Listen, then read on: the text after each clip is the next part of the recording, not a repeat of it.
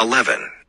Elvis Presley today is often fat and always older, but with a single bat of his long, dark eyelashes he can command the adoration of any one of several million women of any age. Women seem to forget they are in the 20th century when Presley comes on stage, and revert to ancient idol worshippers' way of throwing caution and convention to the wind. Whatever it is he has, it triggers a reaction that brings the Neanderthal out in women. Perhaps it is similar to the way Farrah Fawcett, Majors affects men. But back in the days when Elvis was 20 and just about to board a roller coaster that took him on one of the most unbelievable rides in show business history, he certainly was no stud in the modern sense of the word. There were indeed adoring teenagers by the legion, but his natural shyness, and perhaps a belief that it was all just showbiz, told him that it wasn't Elvis Presley they were adoring. It was just the image. He would poke fun at that image, amused at the caricature he presented on stage. Even today, in his calmer moments, he still doesn't take his image too seriously. When he comes on stage wearing some outrageous outfit, he is apt to tell the audience, "Here I am in this Superman outfit." It's an honesty that appeals. And,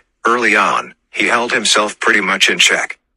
As far as taking advantage of all the females who threw themselves at him, he was, according to Red, more obsessed with making it as a performer for the sake of his mother than running around screwing everything that walked. He believed in his singing. He believed in living a clean life. He cared for his art. He wasn't no sissy when it came to girls, but he wasn't a runaround guy that crawled in and out of everybody's bed, at least in those days. More than anything, success meant saying thanks to his mother to show her that all the hard work and sacrifice weren't in vain. Elvis's devotion to his mother, and her devotion to him constitute perhaps one of the truly great love stories of our time. And, had she lived, the excesses that Presley allowed himself would undoubtedly have been kept to a minimum. It is certainly not beyond imagining that a more disciplined personality might have evolved. Up until he went into the army, Red remembers, he pretty much was only involved with 2 real girlfriends, both Southern, both charming, and both very pretty. One was Dixie Locke and the other girl was a lady named Anita Wood. He never took advantage of who he was, but just around about 1955 to 1956 there was a gradual change. He still had some pretty strict rules when dealing with women. He would never tolerate any of the guys around him cussing in front of ladies, and he would really get turned off if any of his friends went with a married lady or even a divorced lady. Things changed.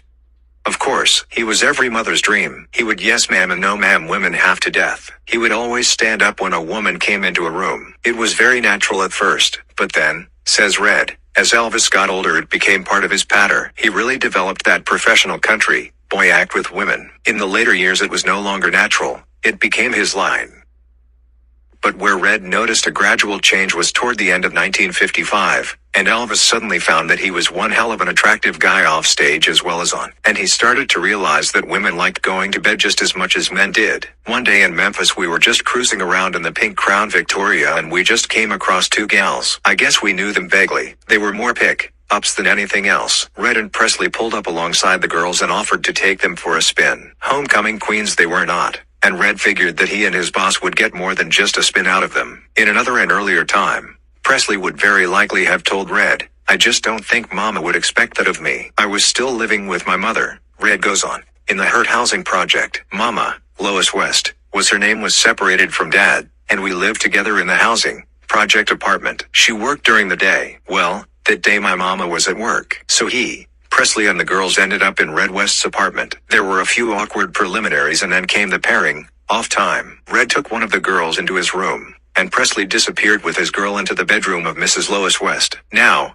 Red's mother had a painful back condition. The bed was very old, sagging and soft, but Red and his mother couldn't afford to buy a new one. Instead, Red had made the bed more comfortable for his mother's back by putting a large slab of hardwood under the mattress to give it extra firmness. Red and his girl were rolling around on his bed, doing what comes naturally, when suddenly, says Red, I hear this yell, this scream, this breaking sound, and a whole lot of giggling coming from my mother's room. Red hurriedly pulled on his pants and dashed out. Damn, I thought, maybe Elvis was getting into the swing of things and she changed her mind and Elvis was trying to force the issue. Although he was never that kind of guy, I didn't know what to think. Anyway, apparently Elvis had been prosecuting the act of I rush in love with such inspired vigor that he had broken the slab of wood under the mattress. The beautiful moment of ecstasy had been punctuated by the sound of cracking timber. Red chuckles, remembering, it must have been a hell of a shock. Imagine the girl. There she is getting it on and suddenly the whole world collapses under her. I went into the room and there they are half-ass dressed and giggling like school kids in this broken bed. It was pretty funny, but at the time I thought, heck, man, Old Elvis is starting to lose his shyness. Elvis then started to relax a lot more when there were gals around. Like everything.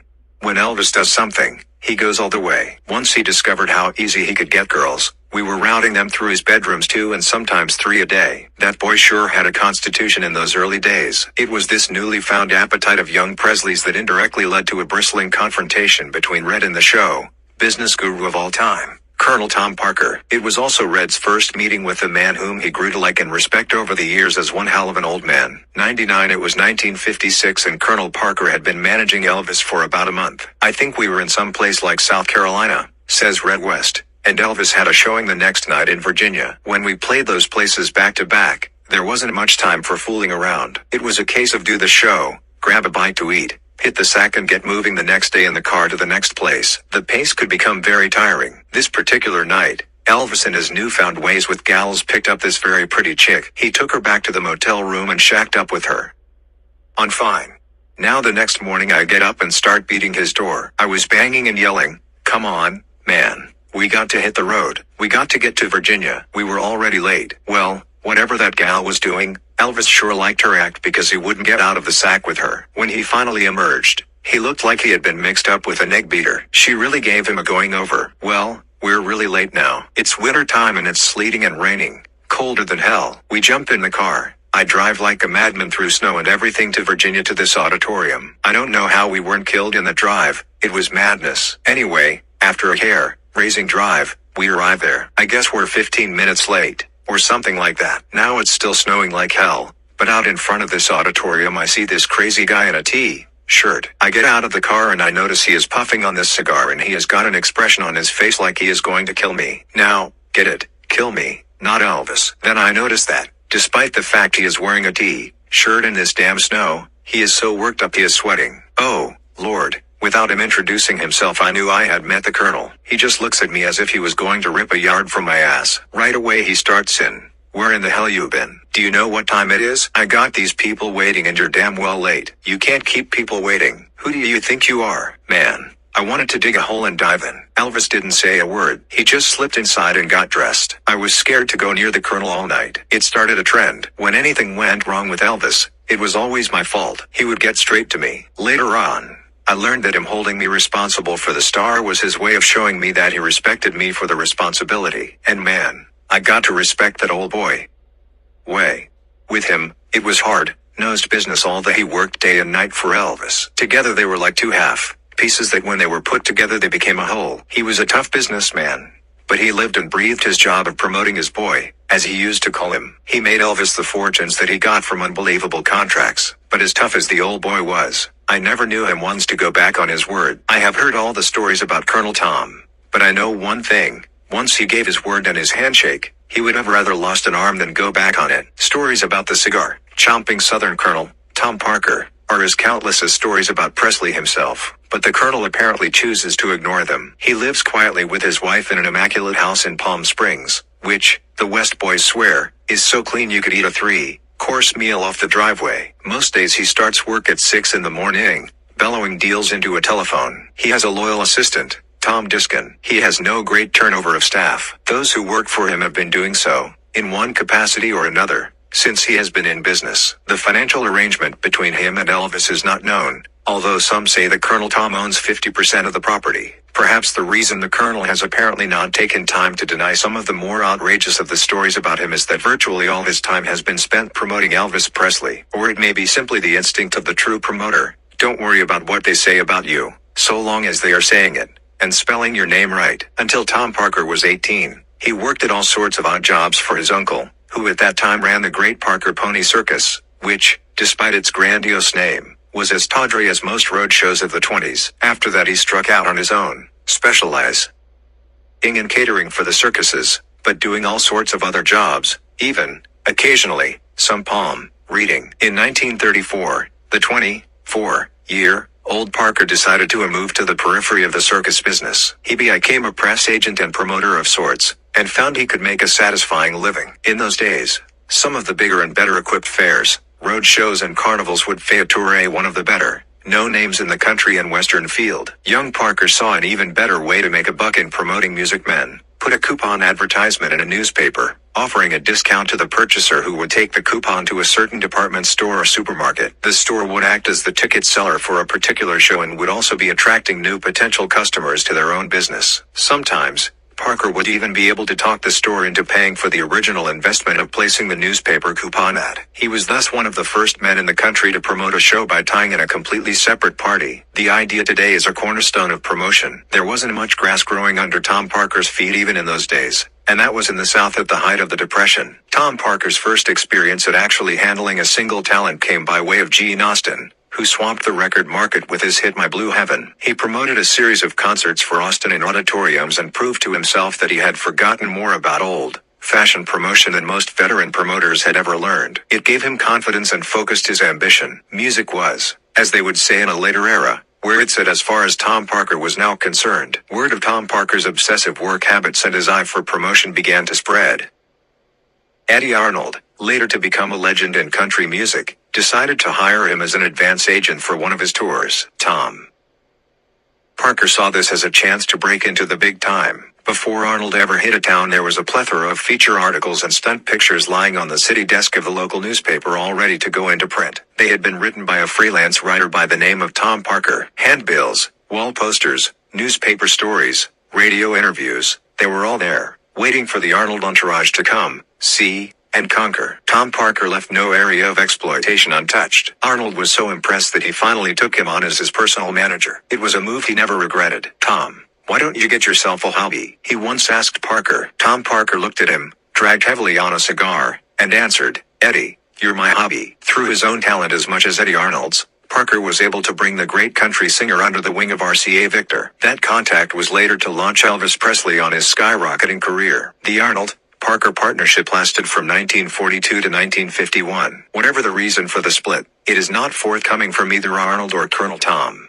Both men have only the most complimentary things to say about each other. There has always been a place for the big promoter in show business, but in the country music field of the early 1950s, the radio stations of the South and the Grand Ole Opry, mecca of country music, both had their own talent, agency machinery. Parker was able to book a number of acts, but it wasn't until he picked up with Hank Snow in 1954 that his next big break came. Snow, a Canadian, had come to Nashville and the Opry by a long, circuitous route. Although a household name in his native Canada, he was still an unknown in the United States. Colonel Tom changed all that with his old-fashioned hard sell promoting in the all-important tie-in with RCA Victor. While Hank Snow was selling more than 1 million records of his I Don't Hurt Anymore, Elvis Presley was listening to him on the radio back in Memphis, between stints driving his truck at the Crown Electric Company. Never in his wildest dreams did Presley think he would one day eclipse the master. Right at the end of 1955, Sam Phillips of Sun Records in Memphis was doing a good job in pushing out Presley's releases in the immediate vicinity. But Sam, who also had Jerry Lee Lewis, Johnny Cash and Roy Orbison in his stable, thought that maybe Presley was now ready for the big plunge. He went to Randy Wood, head of Dot Records in Los Angeles, with an offer to sell Presley's contract for $7,500, a giant sum in those days. Randy Wood was a good businessman, as was Sam.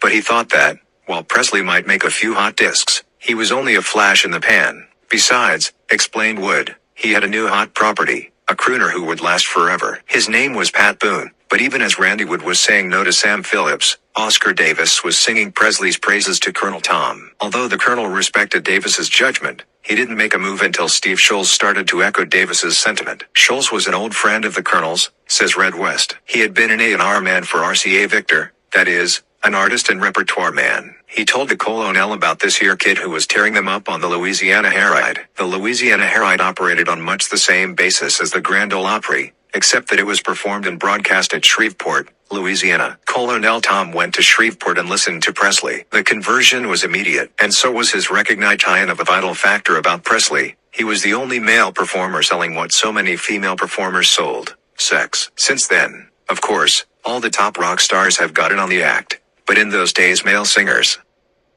but they were never sexy, were romantic, sad, heroic, inspiring, heartbroken. Colonel Tom met Presley and liked him at first glance. He liked the way he reacted to direction. He liked his dedication. And there was an added ingredient, which Colonel Tom was to exploit for all it's worth. While Presley on stage was a writhing mass of sensuality, Off stage he was humble and polite. That contrast would prove to be dynamite. Here was a man, the girls would reason, who was always struggling to control the demon inside him. It was stuff that made millionaires of many people connected with a young truck driver from Memphis. The Colonel, says Red, offered to help Bob Neal push Elvis into areas where Bob didn't know. That old man knew this country like the back of his hand. He had traveled the route with Gene Austin, Eddie Arnold and Hank Snow. It was only a matter of time before the Colonel took over managing Elvis full time. There was no bad blood about the takeover. The Colonel didn't steamroll over Bob. It was by mutual consent. Both those men had the highest regard for each other. Elvis had outgrown Memphis, as far as performing was concerned. Some accounts credit Colonel Tom with getting Presley his first big break by putting him on Louisiana Hayride, although he hadn't seen him until he first went to Shreveport. When questioned about that particular part of Presley's career, the Colonel is likely to give that belly shaking chuckle for which he is well known among his associates, and say, "Boy, I got him off the Louisiana Hayride." When Presley told the Colonel how he and the Blue Moon Boys had got the thumbs down treatment from the Arthur Godfrey Show audition team, the Colonel looked him in the eye and, in a voice that instilled instant confidence in the young man, said, "Boy, we'll have New York for you for money you can't believe." If anyone around Presley thought it was an idle boast, they were very soon to change their minds. Not 3 months after Randy would refuse the chance to buy Presley's contract for $7,500, the Colonel's close contacts with RCA Victor paid off. He sold Presley's recording contract for $35,000, an unprecedented amount in those days. Now, just around this time, and maybe it was before he actually got the RCA contract, says Red, Elvis was still on road shows. He was in a bigger bracket, of course, and there were times when he appeared on the same show as Johnny Cash and Hank Snow. Now, on those shows they worked the sequence in which they would go on. Depending on the mixture of the act, the star attraction would normally go on last. Whenever Elvis was on with Hank Snow,